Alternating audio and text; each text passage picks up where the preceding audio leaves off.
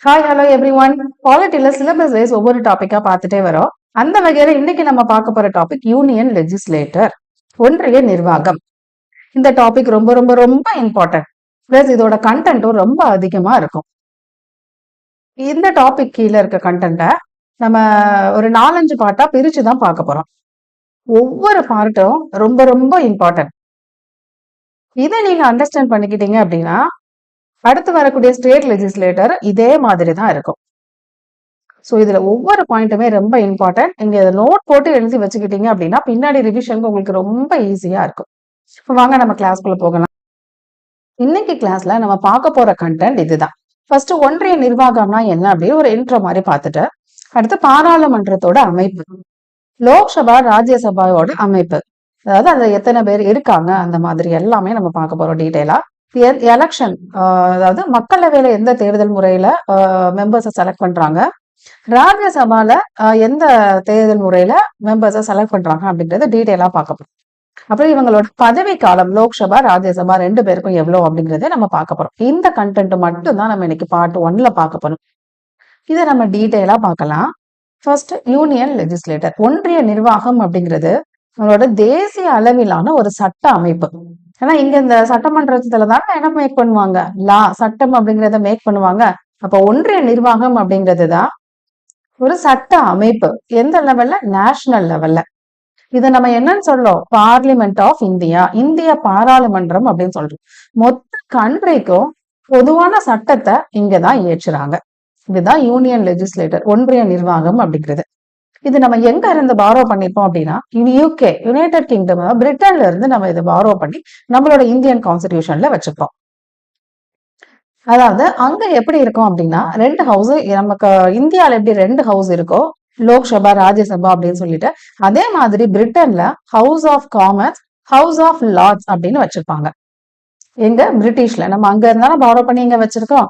இந்தியால எந்த form of government adopt பண்றோம் அப்படின்னா பார்லிமெண்டரி ஃபார்ம் ஆஃப் கவர்மெண்ட். அதாவது parliamentary form of government, presidential form of government 2 இருக்கு. நம்ம இந்தியால எதை ஃபாலோ பண்றோம்? பார்லிமெண்டரி ஃபார்ம் ஆஃப் கவர்மெண்ட், அதாவது பாராளுமன்ற அரசாங்க வடிவத்தை தான் நம்ம ஏற்றுக்கொண்டிருக்கோம். அங்க 2 அவை என்னது? ஹவுஸ் ஆஃப் காமன்ஸ், இங்க மக்களவை அப்படின்னு சொல்றது அங்க ஹவுஸ் ஆஃப் காமன்ஸ், மாநிலங்களவை அப்படின்னு சொல்றது அங்க ஹவுஸ் ஆஃப் லார்ட் அப்படின்னு பிரிட்டன்ல சொல்றாங்க. அங்க எப்படி கிங் இருக்காங்களோ அதே மாதிரி நம்மளோட ஹெட் யார்? இந்திய குடியரசுத் தலைவர், பிரசிடென்ட் ஆஃப் இந்தியா. அவங்கதான் கான்ஸ்டிடியூஷனல் ஹெட். ஓகே, இப்போ பார்லிமெண்ட்டை பத்தி ஒரு ஐடியா உங்களுக்கு கிடைச்சிருக்கும். இப்ப இது ஒரு என்னது? லா மேக்கிங் பாடி, சட்டம் இயற்றக்கூடிய ஒரு மன்றம். இதை நம்ம இந்திய பாராளுமன்றம் அப்படின்னு சொல்றோம். இது எங்க இருந்து நம்ம பாரோ பண்ணிருக்கோம்? பிரிட்டிஷ்ல இருந்து பாரோ பண்ணிருக்கோம். அங்க எப்படி 2 சபா இருக்கும் அதே மாதிரி இங்க 2 சபா இருக்கு. அங்க எப்படி கிங் ஆர் குயின் ஹெட்டா இருக்காங்களோ அதே மாதிரி இங்க பிரசிடென்ட் நமக்கு ஹெட்டா இருக்காங்க. இப்படிதான் 2ஐயும் கம்பேர் பண்ணி நம்ம படிச்சு வச்சுக்கணும். ஓகே, இது எந்த பார்ட்ல கொடுத்திருக்காங்க? யூனியன் லெஜிஸ்லேட்டர் அப்படிங்கிறது பார்ட் 5ல ஆர்டிகல் 79 to 123ல கொடுத்திருப்பாங்க. இதுக்கு முன்னாடி இருக்கக்கூடிய ஆர்டிகல் எல்லாமே எக்ஸிகியூட்டிவ் பத்தி கொடுத்திருப்பாங்க.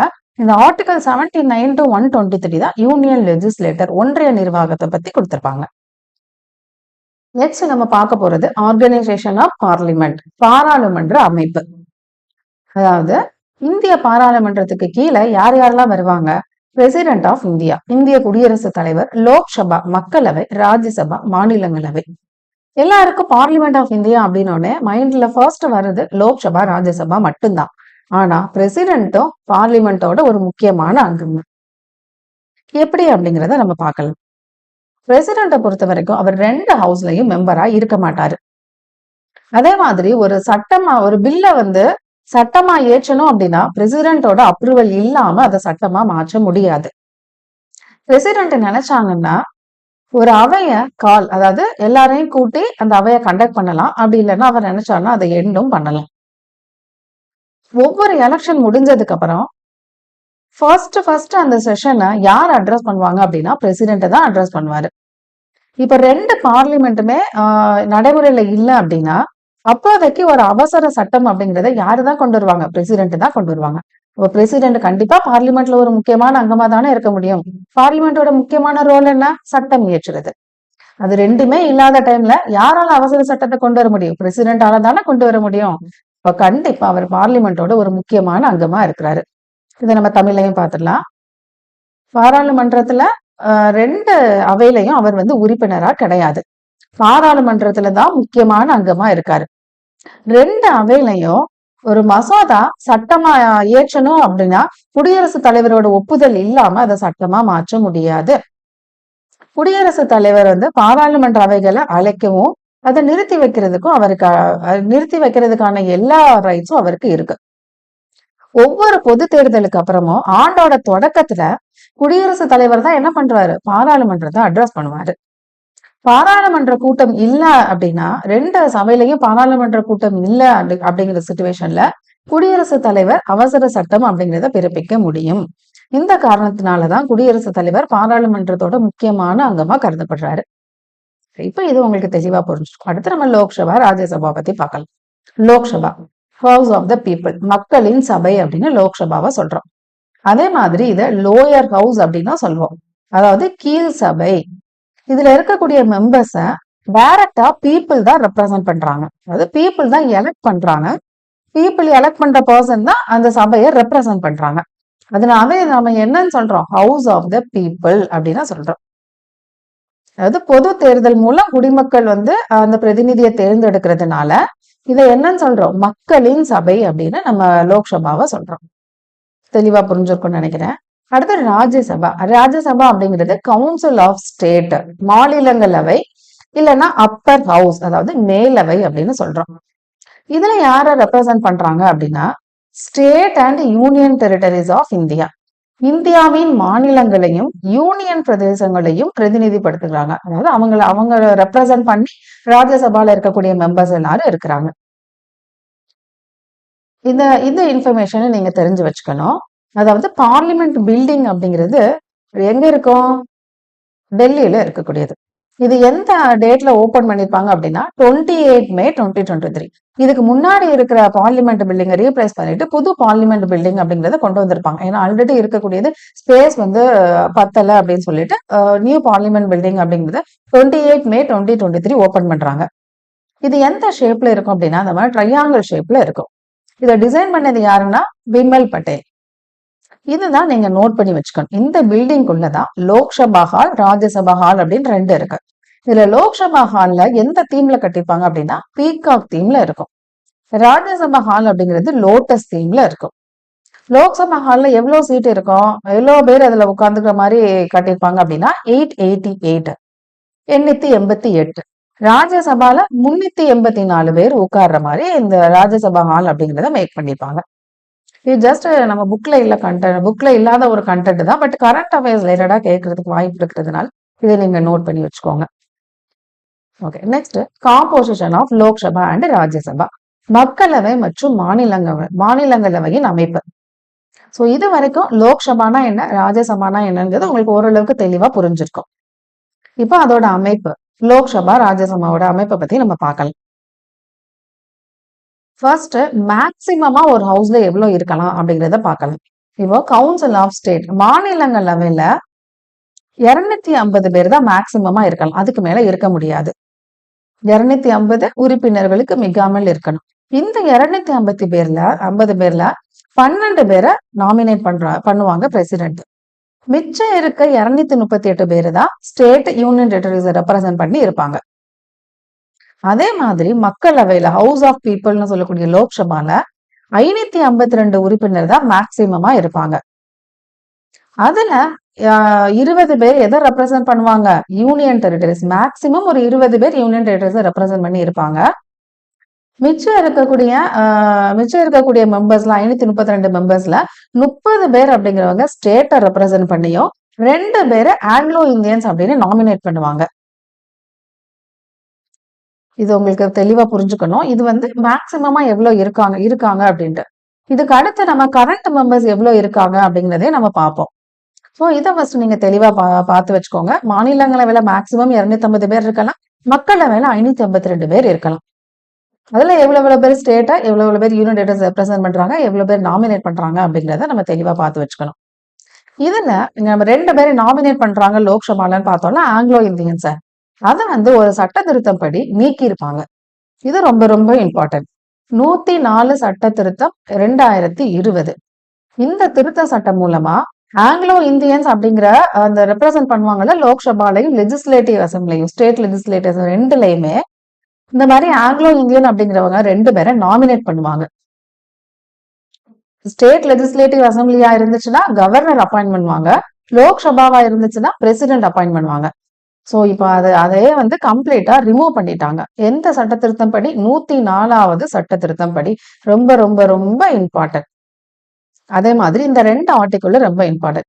ஆர்டிகிள் 331 படிதான் 331 படிதான் என்ன பண்றாரு பிரசிடென்ட்? இந்த மாதிரி 2 பேரை நாமினேட் பண்றாங்க லோக்சபால.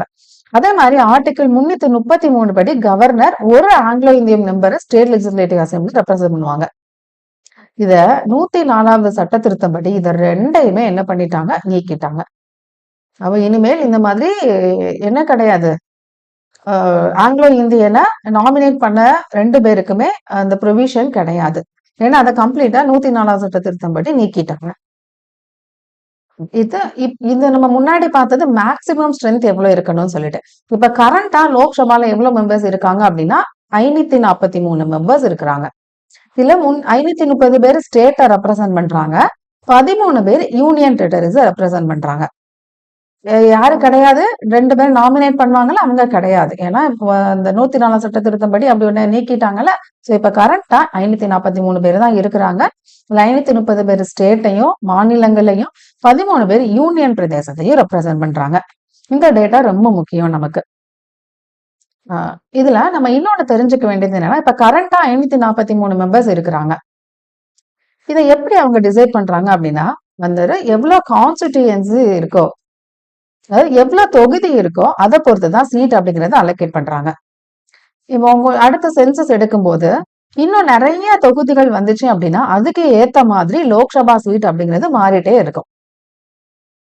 இப்ப நமக்கு ஒரு கொஸ்டின் வரணும், எந்த சென்சஸ் படி இந்த 543 மெம்பர்ஸ் இருக்கணும் அப்படிங்கறத டிசைட் பண்ணிப்பாங்க அப்படிங்கறது நமக்கு தெரிஞ்சுக்கணும் கண்டிப்பா. எந்த சென்சஸ் படி அப்படின்னா 1971வது சென்சஸ் படி. அப்ப அதுக்கப்புறமா நிறைய சென்சஸ் எடுத்திருப்பாங்கல்ல, அதுபடி தானே நம்ம கான்ஸ்டிடியூன்சி அப்படிங்கறத பிரிச்சிருக்கணும். பட் எதுக்காக 1971 அப்படின்னு பிக்ஸ் பண்ணிருக்காங்கன்னா, அந்த டைம்ல தான் இந்த ஃபேமிலி பிளானிங் அப்படின்னு நிறைய விஷயத்த கொண்டு வந்திருப்பாங்க பாப்புலேஷன் கண்ட்ரோல் பண்றதுக்காக. சோ அது நிறைய ஸ்டேட் இம்ப்ளிமெண்ட் பண்ணி எஃபெக்டிவா இம்ப்ளிமெண்ட் பண்ணி சக்சஸ்ஃபுல்லா கொண்டு போயிருப்பாங்க. இப்ப அந்த அடுத்த சென்சஸ் எடுக்கும் போது அந்த எந்த ஸ்டேட்ல எல்லாம் சக்சஸ்ஃபுல்லா இம்ப்ளிமெண்ட் பண்ணிருப்பாங்களோ அவங்களுக்கு மக்கள் தொகை அப்படிங்கிறது கட்டாயமா குறைஞ்சிருக்கும். அப்ப அவங்களுக்கு ஆட்டோமேட்டிக்கா எம்பி சீட் அப்படிங்கறதும் குறைஞ்சிரும்ல.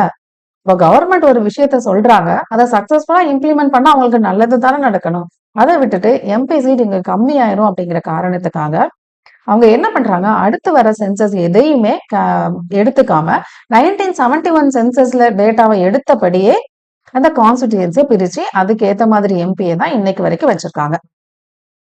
இது எந்த சட்ட திருத்தம் படி இந்த மாதிரி 1971ல இருக்கிறதே இருக்கட்டும் அப்படின்னு சொல்லியிருப்பாங்க அப்படின்னா 42வது சட்ட திருத்தம் படியும் 84வது சட்ட திருத்தம் படியும் 2026 வரைக்கும் எந்த வித மாற்றமும் பண்ணாம இப்படியே இருக்கட்டும் அப்படிங்கிற மாதிரி ஒரு சட்டம் கொண்டு வந்திருப்பாங்க.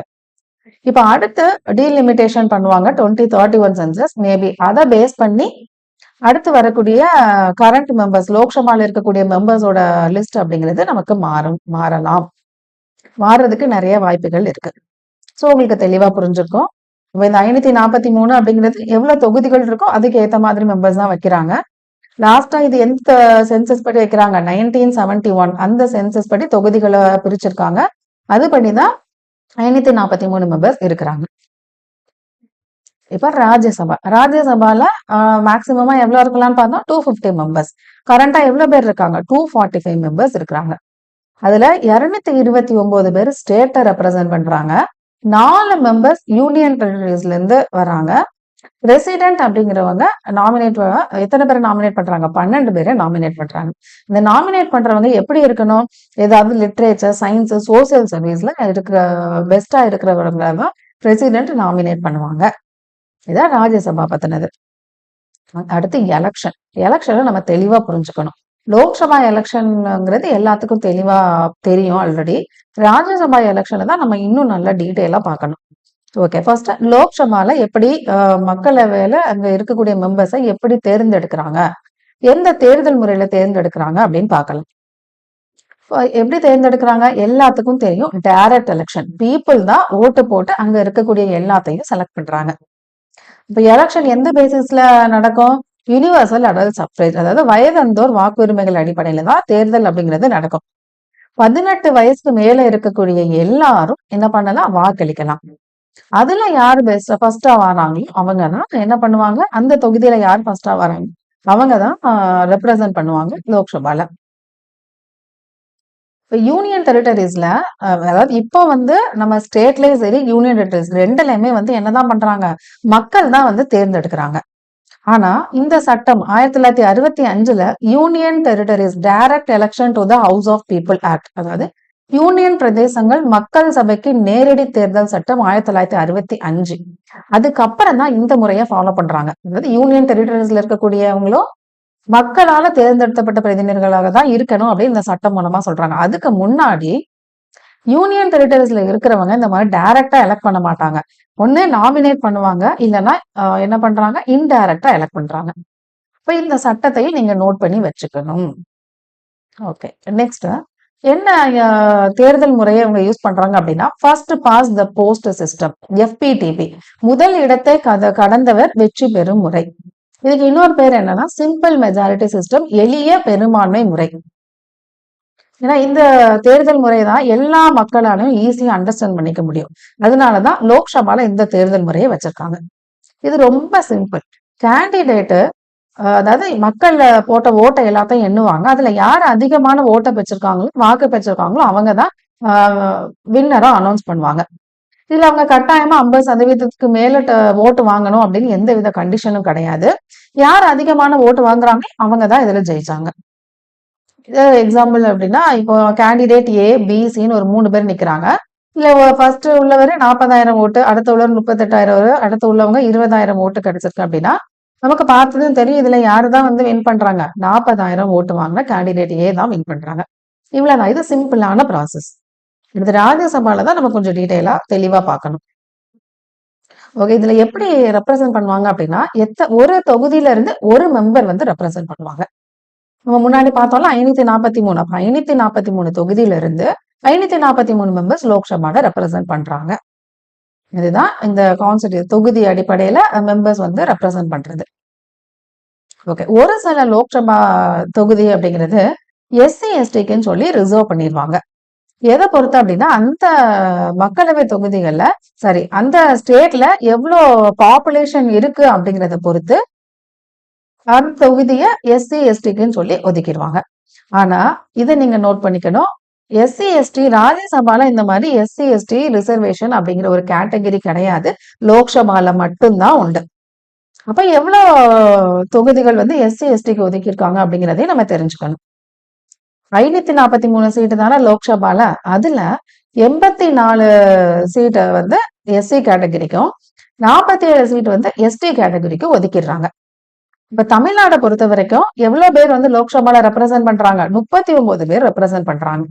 அதுல SC ரிசர்வ்டு சீட் அப்படின்னா 7 பேருக்கும், ST ரிசர்வேஷன் கிடையாது. தமிழ்நாடு கொடுத்த இன்ஃபர்மேஷனை நீங்க நோட் பண்ணிக்கணும்.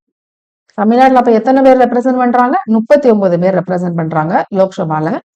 அதுல SC ரிசர்வ் சீட் 7 பேரு, STக்கு எந்த விதமான ரிசர்வேஷனும் கிடையாது. சோ இப்ப தெளிவா அவங்களுக்கு புரிஞ்சிருக்கும் லோக்சபால இருக்கக்கூடியவங்க எத்தனை பேரு, அதுல எத்தனை SC கேட்டகரி, எத்தனை ST கேட்டகரி, எல்லாமே உங்களுக்கு தெளிவா புரிஞ்சிருக்கும்.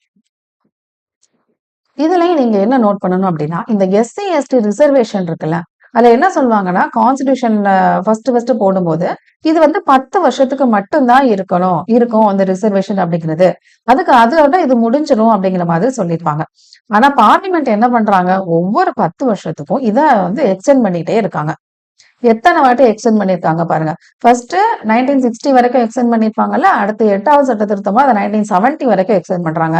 அடுத்து 1980, இப்படி ஒவ்வொரு 10 வருஷத்துக்கு எக்ஸ்டெண்ட் பண்ணிட்டே இருக்காங்க. இப்ப நம்ம இப்ப தெரிஞ்சுக்க வேண்டியது, இந்த 2030 வரைக்கும் எக்ஸ்டெண்ட் பண்ணிருக்காங்க. எந்த சட்ட திருத்தம் மூலமா? 104வது சட்ட திருத்தம் மூலமா. இதைதான் நீங்க நோட் பண்ணி படிச்சுக்கணும். அதுக்கு முன்னாடி இந்த சட்ட திருத்தம் நமக்கு அவ்வளவு இம்பார்ட்டன்ட் கிடையாது. இந்த லாஸ்டா இருக்கக்கூடிய அமெண்ட்மெண்ட் மட்டும் நீங்க பார்த்து வச்சுக்கோங்க. Next system of election to the Rajya Sabha. மாநிலங்களவைக்கான தேர்தல் முறை. லோக்சபால டைரக்ட் எலெக்ஷன், அதாவது டைரக்டா பீப்புள் என்ன பண்றாங்க, அவங்கள செலக்ட் பண்றாங்க. ஆனா ராஜ்யசபாவை பொறுத்த வரைக்கும் இன்டைரக்ட் எலெக்ஷன், மறைமுகமா தேர்ந்தெடுக்கப்படுறாங்க. அதாவது மக்களால் தேர்ந்தெடுக்கப்பட்ட பிரதிநிதிகள் தான் அவங்கள செலக்ட் பண்றாங்க. அதனாலதான் என்ன சொல்றோம், இன்டைரக்ட் எலெக்ஷன் சொல்றோம். இப்ப யார் இவங்களை எலெக்ட் பண்ணுவா? Elected members of the state legislative assembly. MLAs இருப்பாங்கல்ல ஸ்டேட்ல இருக்கக்கூடிய MLAs elected members of the state. மாநில சட்டமன்றங்களில் தேர்ந்தெடுக்கப்பட்ட உறுப்பினர்கள்.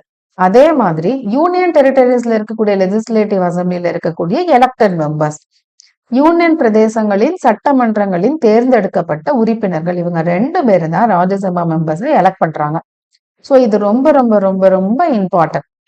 இதுல எந்த மாதிரி கன்ஃபியூஸ் பண்ண கொடுத்திருப்பாங்க அப்படின்னா, elected members of the Lok Sabha அப்படி கொடுத்திருப்பாங்க. சோ நீங்க இதை கரெக்டா நோட் பண்ணிக்கணும். ஸ்டேட் லெஜிஸ்லேட்டிவ் அசம்பிளில இருக்கக்கூடிய எலெக்டட் மெம்பர்ஸ் தான் என்ன பண்றாங்க, ராஜ்யசபா மெம்பர்ஸை எலெக்ட் பண்றாங்க. இவங்க எந்த தேர்தல் முறையை கடைபிடிக்கிறாங்க அப்படின்னா, proportional representation system by means of single transferable vote. அதாவது ஒற்றை மாற்றத்தக்க வாக்கு முறை மூலம் விகிதாச்சார பிரதிநிதித்துவ முறை. இதுல என்ன சொல்றாங்க அப்படின்னா, ஸ்டேட் அசம்பிளில எவ்வளவு மெம்பர்ஸ் இருக்கிறாங்களோ அதை பொறுத்துதான், அந்த ப்ரொபோர்ஷனை பொறுத்துதான் எவ்வளவு சீட் அப்படிங்கறத அலோகேட் பண்ணுவாங்க. அதுதான் ப்ரொபோர்ஷனல் ரெப்ரசன்டேஷன் அப்படிங்கிறது. சிங்கிள் டிரான்ஸ்பரபிள் ஓட் அப்படின்னா, இதை நம்ம பின்னாடி பார்த்தாதான் இது உங்களுக்கு தெளிவா புரியும். அதை பார்த்துட்டு உங்களுக்கு இது என்னன்னு சொல்றேன் நான். ஃபர்ஸ்ட் ப்ரொபோர்ஷனல் ரெப்ரசன்டேஷன், இதை நம்ம தெளிவா புரிஞ்சுட்டு அடுத்து சிங்கிள் டிரான்ஸ்பரபிள் ஓட் அப்படின்னா என்னன்னு நம்ம பார்க்கலாம். ப்ரொபோர்ஷனல் ரெப்ரசன்டேஷன்லாம் என்னன்னா, இப்ப டோட்டலா இதுல ஒரு 100 எம்எல்ஏஸ் இருக்காங்கன்னா, இந்த 3 எம்எல்ஏஸ் அப்படிங்கிறது எப்படி இருக்கிறாங்க, 3 கட்சியை சேர்ந்தவங்களா இருக்காங்க. இதுல இந்த பார்ட்டி ஏ அப்படிங்கிறவங்க ஒரு 60% இருக்கிறாங்க. அதுக்கடுத்து இங்க பி அப்படிங்கிறவங்க ஒரு 30% இருக்கிறாங்க. மிச்சம் இருக்கக்கூடிய பார்ட்டி சி 3வது கட்சி அப்படிங்கிறவங்க 10% இருக்காங்க. அதாவது 3 கட்சி இருக்காங்க. இதுல மொத கட்சியில 60% எம்எல்ஏஸ் இருக்கிறாங்க, 2வது கட்சியில 30% எம்எல்ஏஸ் இருக்காங்க, 3வது கட்சியில 10% எம்எல்ஏஸ் இருக்கிறாங்க. அப்ப இதை பொறுத்துதான் இவங்களுக்கு ராஜ்யசபால சீட் அப்படிங்கறத அலோகேட் பண்ணுவாங்க. ராஜ்யசபால ஒரு 4 சீட்டு தான் ஒதுக்குறாங்க அப்படின்னா, இதுல கட்சி 1 பார்ட்டி ஏ அப்படிங்கிறவங்களுக்கு 2 சீட் அலாட் பண்ணிடுவாங்க. பார்ட்டி பிக்கு 1 சீட்டு, பார்ட்டி சிக்கு 1 சீட் அப்படின்னு அலாட் பண்ணிடுவாங்க. அப்ப எவ்வளவு எம்எல்ஏஸ் இருக்கிறாங்களோ அதை பொறுத்துதான் அவங்களுக்கு ராஜ்யசபால சீட் அப்படிங்கிறது ஒதுக்குவாங்க. இப்போ எத்தனை கட்சி இருக்கோ அத்தனை கட்சியும் ராஜ்யசபால ரெப்ரசன்ட் பண்ணுவாங்க. அதுதான் ப்ரொபோர்ஷனல் ரெப்ரசன்டேஷன் அப்படிங்கிறது. அப்படின்னா இதுல என்னது, வின்னர்ஸ் மட்டும்தான் எல்லா சீட்டும் எடுத்துக்க முடியும் அப்படிங்கிறது கிடையாது. எல்லா எம்எல்ஏஸும், அதாவது எல்லா கட்சியில இருக்கக்கூடிய எம்எல்ஏஸும் அங்க ரெப்ரசன்ட் பண்ற மாதிரி வச்சுப்பாங்க. அதுதான் ப்ரொபோர்ஷனல் ரெப்ரசன்டேஷன் அப்படிங்கிறது. இது உங்களுக்கு தெளிவா புரிஞ்சிருக்கும். அடுத்து சிங்கிள் டிரான்ஸ்பரபிள் ஓட். இதுதான் இந்த ப்ராசஸ் தான் நம்ம தெளிவா அண்டர்ஸ்டாண்ட் பண்ணிக்கணும். ஃபர்ஸ்ட் நம்ம இதை கால்குலேட் பண்ணணும். எவ்வளோ ஓட்டு எடுத்தா கேண்டிடேட் வின் பண்ணலாம் அப்படின்ட்டு. அதை எப்படி கால்குலேட் பண்ணுவாங்க அப்படின்னா, இப்போ முன்னாடி இருக்கிற கேஸ் படி மொத்தம் எத்தனை எம்எல்ஏ, 100 எம்எல்ஏ.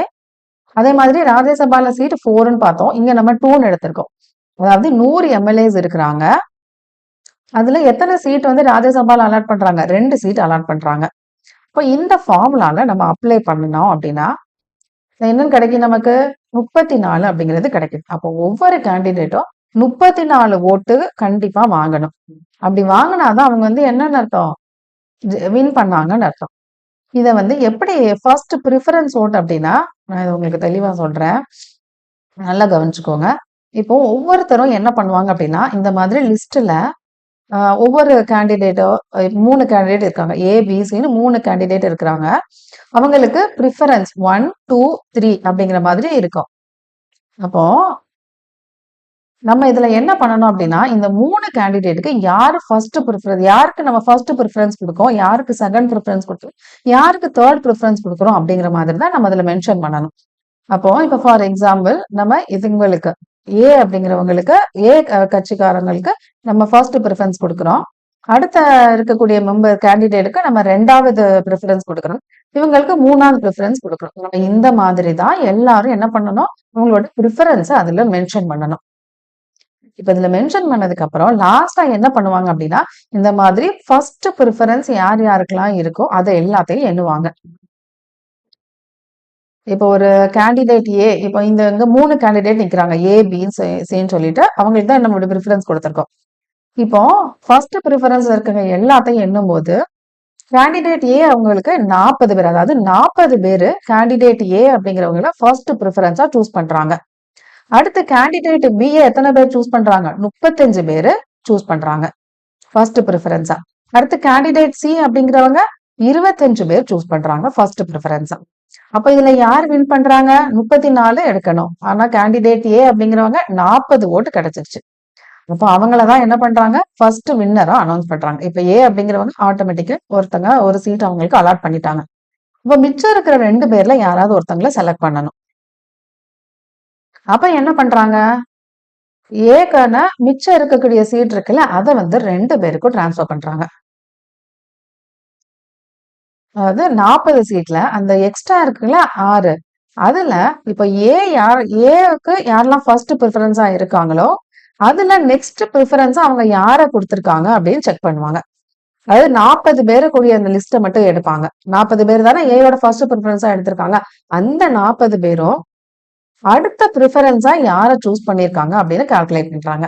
அப்படி கால்குலேட் பண்ணும்போது பி அப்படிங்கிறவங்களுக்கு என்னென்ன எவ்வளவு சீட் கிடைக்குது? 39 சீட் அப்படிங்கிறது கிடைக்குது. அப்ப சி அப்படிங்கிறவங்களுக்கு ஆல்ரெடி எத்தனை சீட் இருந்தது? 25ல இருந்து 27 சீட் அப்படிங்கிறது கிடைக்குது. சோ இப்ப செகண்ட் பிளேஸ்ல யார் செலக்ட் ஆயிருக்கா? பி அப்படிங்கிறவங்க செலக்ட் ஆயிருக்காங்க. ஏன்னா அவங்களும் அந்த கோட்டாவை ரீச் பண்ணிட்டாங்கல்ல, 34 அப்படிங்கறத ரீச் பண்ணிட்டாங்க. சோ இதனாலதான் என்ன பண்றாங்க? பி அப்படிங்கிறவங்கள அடுத்து சூஸ் பண்றாங்க. சோ உங்களுக்கு இது தெளிவா புரிஞ்சுக்கும். ஃபர்ஸ்ட் ப்ரிஃபரன்ஸ பாக்குறாங்க. அதுல யார் யாரெல்லாம் ஃபர்ஸ்ட் ப்ரிஃபரன்ஸ் அப்படின்னு ஓட்டை எண்றாங்க. அதுல அதிகமா இருக்கக்கூடியத மிச்சம் இருக்கிற 2 பேருக்கு டிரான்ஸ்ஃபர் பண்றாங்க. அதுல டிரான்ஸ்ஃபர் பண்ணும்போது யாரு வந்து அதுல அதிகமா வர்றாங்களோ அவங்களதான் அடுத்த மெம்பர்ஸா சூஸ் பண்றாங்க. சோ இது வந்து ஒரு பெரிய லென்த்தியான ப்ராசஸ். அதனாலதான் இத ராஜ்யசபால இதை எப்படி வச்சிருக்காங்க. லோக்சபால இந்த தேர்தல் முறையை வச்சாங்க அப்படின்னா மக்கள் வந்து ரொம்ப கன்ஃபியூஸ் ஆயிருவாங்க அப்படிங்கிற காரணத்துக்காக தான் அது சிம்பிளான ஒரு ப்ராசஸா அதுல வச்சிருக்காங்க. சோ இது உங்களுக்கு தெளிவா புரிஞ்சிருக்கும். இதுதான் என்னன்னு சொல்றாங்க? Single transferable vote. அதாவது ஒவ்வொரு சிங்கிள் ஓட்டையும் அவங்களோட எக்ஸ்ட்ரா இருக்க சர்ப்ளஸ இன்னொருத்தங்களுக்கு டிரான்ஸ்பர் பண்ணிடுறாங்கல்ல, அதனாலதான் இதுக்கு அப்படி பேர் வச்சிருக்காங்க. இப்போ உங்களுக்கு தெளிவா புரிஞ்சுக்கும்னு நினைக்கிறேன். ஓகே, லாஸ்டா நம்ம பார்க்க போறது லோக்சபா ராஜ்யசபா மெம்பர்ஸ் பதவி காலம். லோக்சபாவை பொறுத்த வரைக்கும் 5 வருஷம். ராஜ்யசபா வந்து பெர்மனன்ட். ஏன்னா அதுல வந்து இருக்கக்கூடிய ஒவ்வொருத்தரும் 6 வருஷம் இருப்பாங்க. ஒவ்வொரு 2 வருஷத்துக்கு ஒருக்கையும் 3ல 1 பங்கு மெம்பர்ஸ் ரிட்டையர் ஆயிட்டே இருப்பாங்க. அப்ப புதுசா அடுத்த ஒருத்தவங்க வந்துட்டே இருப்பாங்க. லோக்சபால பொறுத்த வரைக்கும் 5 வருஷம். ஆனா பிரசிடென்ட் நினைச்சாருன்னா முன்னாடியே அதை வந்து என்ன பண்ணிடலாம்? டிசால்வ் பண்ணிடலாம். அதாவது முன்கூட்டியே கலைக்கலாம். அதே மாதிரி ஏதாவது எமர்ஜென்சி டைம் வந்துச்சு அப்படின்னா 1 வருஷத்துக்கு அதை வந்து எக்ஸ்டெண்ட் பண்ணலாம். இப்போ மறுபடியும் இன்னொரு வருஷத்துக்கு எக்ஸ்டெண்ட் பண்ணணும் அப்படின்னா ஒவ்வொரு வருஷத்துக்கு அப்புறம் தான் அவங்க வந்து முடிவு பண்ணணும். ஸ்டார்டிங்ல நான் இந்த மாதிரி 2 வருஷத்துக்கு நான் எக்ஸ்டெண்ட் பண்றேன் அப்படிங்கிற மாதிரி சொல்லக்கூடாது. இப்போ ஃபார் எக்ஸாம்பிள் எமர்ஜென்சி வந்து 2 வருஷத்துக்கு 2 வருஷத்துக்கு நீடிச்சது அப்படின்னா ஃபர்ஸ்ட் 1 வருஷத்துக்கு என்ன பண்ணணும்? லோக்சபா டேமை வந்து எக்ஸ்டெண்ட் பண்றதுக்கான ரிசல்யூஷனை பாஸ் பண்ணணும். திரும்ப அதுக்கப்புறம் இன்னொரு வருஷம் பண்றதுக்கு அந்த 1 வருஷம் முடிஞ்சதுக்கு அப்புறம் மறுபடியும் இன்னொரு டைம் ரிசல்யூஷன் பாஸ் பண்ணிட்டு தான் அதை வந்து எக்ஸ்டெண்ட் பண்ண முடியும். இதை நீங்க நோட் பண்ணிக்கணும். அதாவது ஒவ்வொரு வருஷத்துக்கு ஒருக்க என்ன பண்ணும்? ரிசல்யூஷன் அப்படிங்கறத பாஸ் பண்ணணும். இப்ப லோக்சபாக்கு 5 இயர்ஸ் முன்னாடியும் கலைக்கலாம், எக்ஸ்டெண்டும் பண்ணலாம். ராஜ்யசபா பொறுத்த வரைக்கும் பெர்மனன்ட். அதேதான் இங்கேயும். ஓகே, இப்போ உங்களுக்கு தெளிவா புரிஞ்சுக்கும். இதுதான் பேசிக் ஒரு பார்லிமெண்டோட ஒரு ஸ்ட்ரக்சர். பார்லிமெண்ட்டுக்கு கீழே என்னென்னலாம் இருக்கு? இப்ப நம்ம லோக்சபானா என்னன்னு தெரிஞ்சுக்கிட்டோம், ராஜ்யசபானா என்னன்னு தெரிஞ்சுக்கிட்டோம். அதுல எவ்வளவு மெம்பர்ஸ் இருக்கணும், அது எந்த அடிப்படையில அதை வந்து பிரிக்கிறாங்க, அதாவது எந்த சென்சஸ் படி அந்த சீட் அலாட் பண்ணிருக்காங்க, அதை எப்படி அலாட் பண்ணிருக்காங்க, அதாவது அந்த தொகுதிகள் அடிப்படையில அலாட் பண்ணிருக்காங்க அப்படிங்கிறது உங்களுக்கு தெளிவா புரிஞ்சிருக்கும். அப்போ இனி லோக்சபா ராஜ்யசபா ரெடி ஆயிடுச்சு.